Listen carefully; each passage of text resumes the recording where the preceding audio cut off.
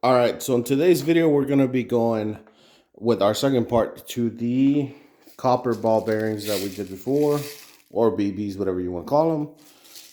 But we're going to be changing up the experiment a little bit. And what I have here is copper powder.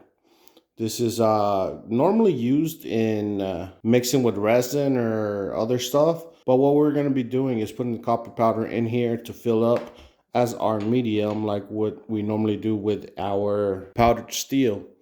And pretty much I'm just trying to see if I can get something to stick and what kind of powder we can get out of it. So I have 4 canisters here.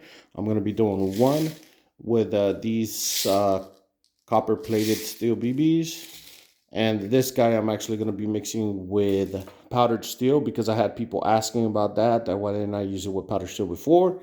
I didn't think it was going to work because of the temperatures my oven gets to, and because the copper on the copper coating, those small would probably melt and puddle up.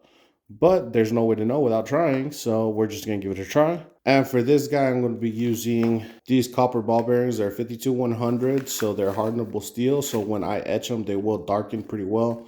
And they have a stainless steel outer jacket, which also creates a pretty good contrast.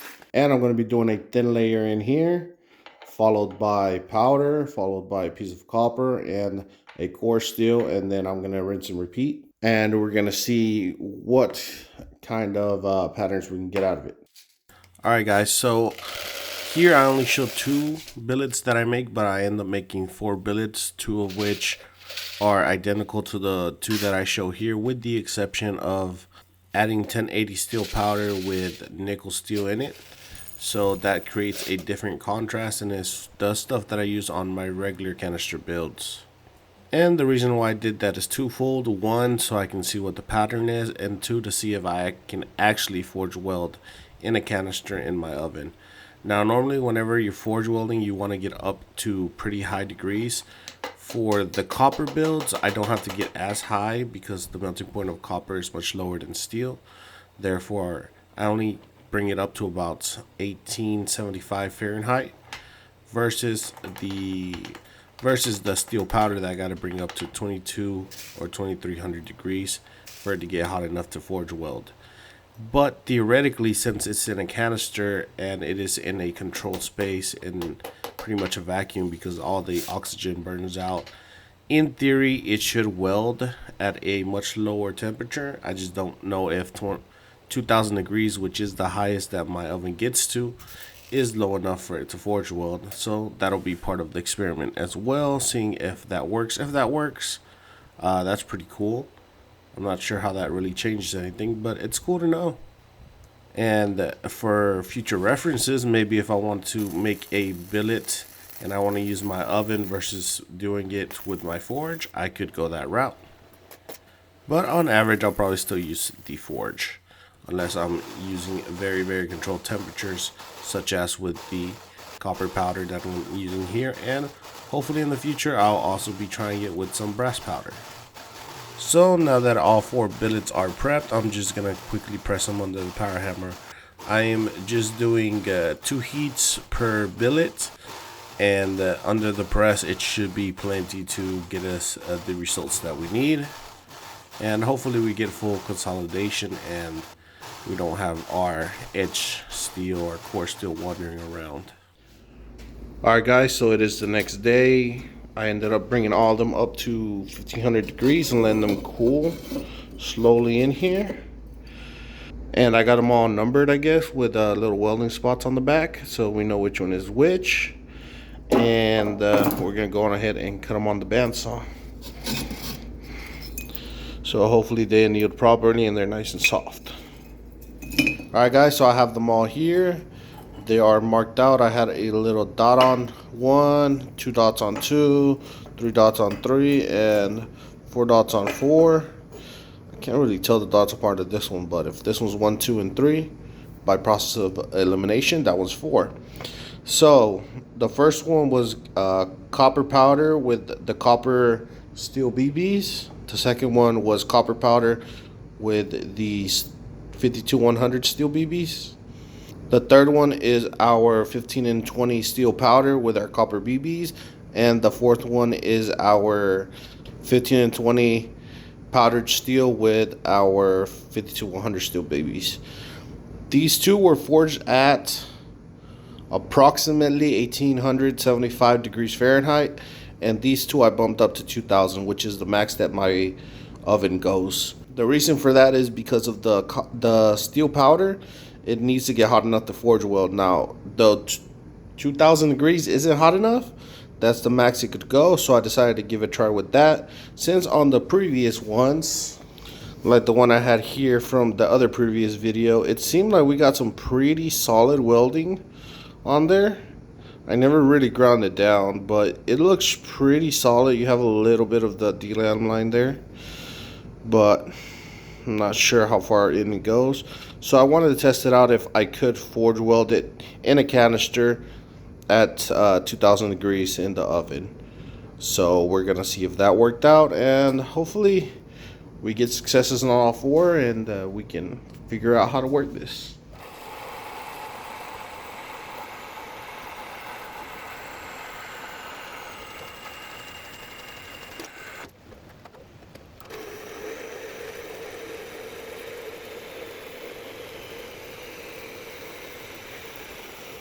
All right, so here are my billets. This one has the copper and the steel BB. Oh, it's already falling apart. See if the other side comes off too. There we go. Billet number one.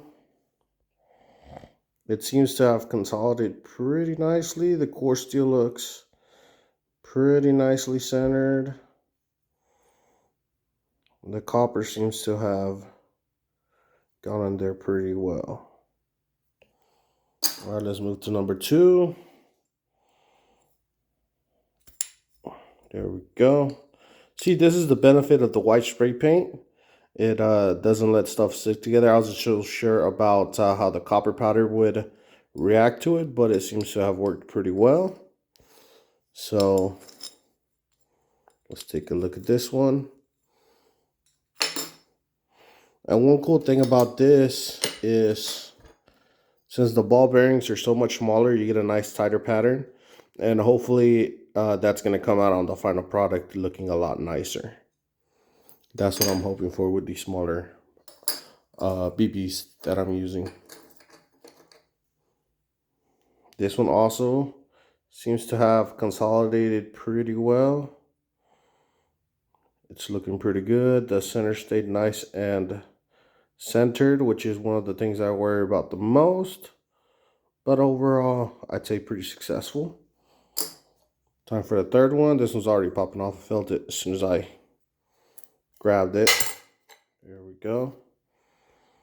So this one as well. This one has the steel powder. And this one was the one I was worried about whether it would stick or not. And it seems to have stuck pretty well. This one's supposed to have the copper coated BBs, but I don't see any copper in there. Not even a little bit. But I can tell it's the copper ones because the pattern is a lot bigger versus the other one. And onto our fourth one. This one didn't forge down quite as thin as the other ones did. But you can see it's grabbed on pretty good. There we go. We got it cracked. We got another crack here, so maybe we can get it off. There we go. And this was just small ball bearings, the 52-100 ball bearings with the powdered steel. This one seems to have grabbed on pretty well. We have a low spot here. But overall, I'd call this pretty successful. So next thing I'm going to do is I'm going to grind all of these, and I'm going to expose the core steel on them. So I'm basically going to grind pretty much if I would be grinding an edge on my knife. First thing first, I'm going to clean them up. I'll probably put them on the surface grinder and clean them up. I might just clean up one side. The other side, I might hit it with the wire wheel. I don't know. And I'm going to expose that core steel and I'm gonna go on ahead and heat them up and heat treat them. That way we can clean them up and put them in acid and see what the pattern looks like. But overall, I'd say we have 4 successes so far, which is very, very promising. So I had a lot of trouble with grinding these down because they're 2" by 2". So they're very, very difficult to hold properly. So I had a lot of issues holding it to be able to get that bevel ground in. But the bigger issue that I had, that besides the fact that I had issues holding it, was the fact that all the copper that's in these small little billets, they actually retain heat and they heat up very, very fast. So I had to constantly be cooling it down because it was just starting to toast up my fingers very, very fast. And now we move to our quenching. I'm using just a piece of sacrificial steel there to heat up my oil. And we're going to go in with our billets. I'm getting up to about 1500 degrees and then quickly quenching them in some oil. This is pretty standard for most 1080 series steels, which is the core steel on these billets.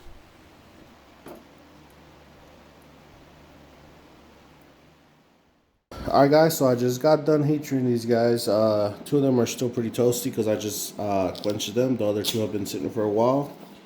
But what I have here is a hardness tester, and what this is basically just a whole bunch of files with different hardness from 40 all the way to 65, and they go by 5 increments.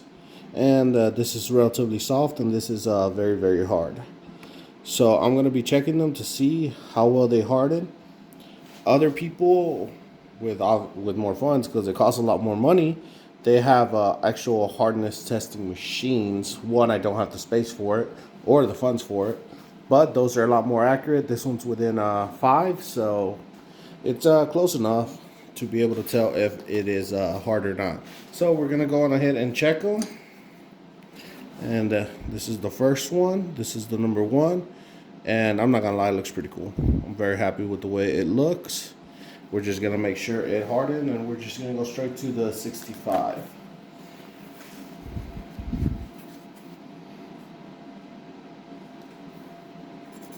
And it's nice and hard. Very, very much so. So that was a successful guy. Moving on to the next one. This is the one with the smaller ball bearings. I really like the tighter pattern on this. I think it looks pretty cool. And since I hit it with the wire wheel, you can actually see the copper still on there from where I pressed it in. And the back looks pretty sick too. So we're gonna go on ahead and test this one. And same thing, 65 skates pretty easily, which means it's over 65 Rockwell, which is very, very, very hard. And now we're moving on to the ones with the steel powder, which surprisingly enough did actually forge weld pretty well, which is what I'm surprised at 2000 degrees Fahrenheit. And yep, skates beautifully. One thing that I noticed while I was grinding this is that unless I looked at it at an angle, I could not see this grind line, this line right here that differentiates between the powder and the actual core steel, which lets me know that it was a pretty solid weld. You know, you got a very, very good weld whenever you can't see that line unless you're shining it at the just exact angle. Versus these where you can obviously see it because you can tell the difference between the copper. The copper is always going to stay orangish. And on to our last one. This one didn't clean up as well, but it's looking pretty good. And same thing, nice and hard. So these guys are extremely hard, which is a good thing. I always check my knives whenever I make them. I don't always put them in the video, but I always get asked, so I thought I'd check them in front of you guys this time. And so I gotta get these guys into the toaster oven to go on their first of 2. I think I'm gonna do 2 1-hour annealing cycles for these guys at 400. So I'm gonna put them in the toaster oven, and I'll see you guys once they come out. All right, guys, so we are out of the oven and we've gone through 2 temperature cycles. Let's see if they're softened up a little bit. You can see now it's starting to bite on a little bit with the 65 Rockwell. It's biting on a lot.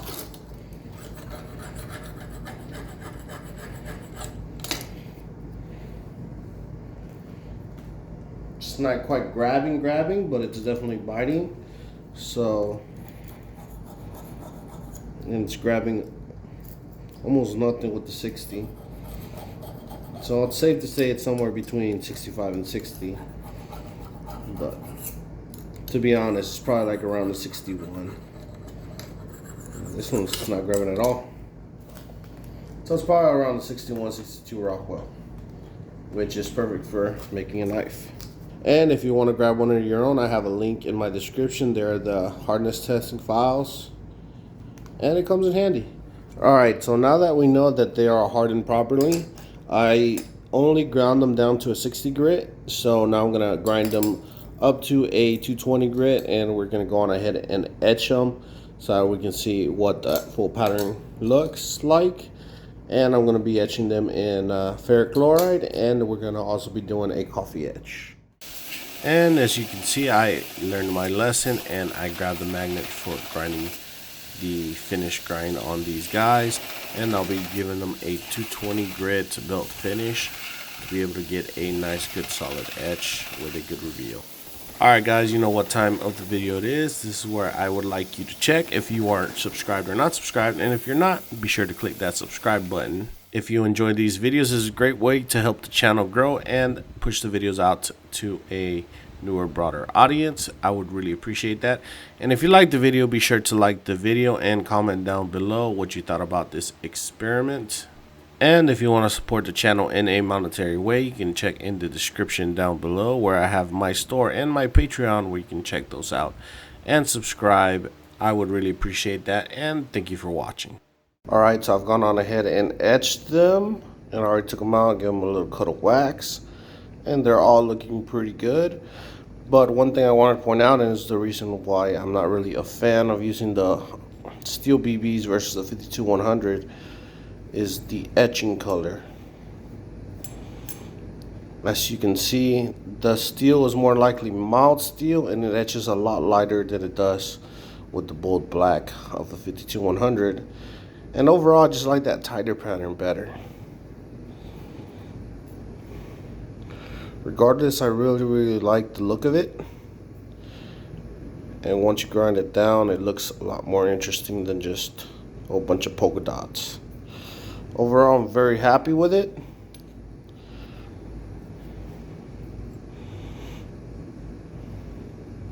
And it looks pretty cool.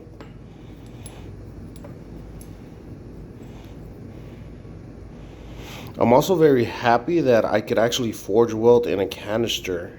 I didn't think I could forge weld in the canister in the oven, since it goes up to 2000 degrees. But it seems like I had no issues. We had a nice solid forge weld. You can't really even tell the difference whenever you grind it down. And only with the acid etch do you really get to see the big contrast between all the layers. So overall, I would call this a pretty successful experiment. I can't wait to try this on an actual knife. So that's it for this video, guys. Stay tuned for next week, where I'll actually be making a knife using this particular setup right here. And I think it's going to come out pretty cool. And I'll also be doing it in the oven. At least the first initial forge weld will be in the oven, and afterwards I think I'm gonna have to move to my forge because the oven isn't quite big enough, and we're gonna have to try something different to be able to get this to work out. But stay tuned for the next video where we'll cover all that good stuff. And as always, guys, thank you very much for watching. I greatly appreciate it. I'll catch you on the next one. Peace.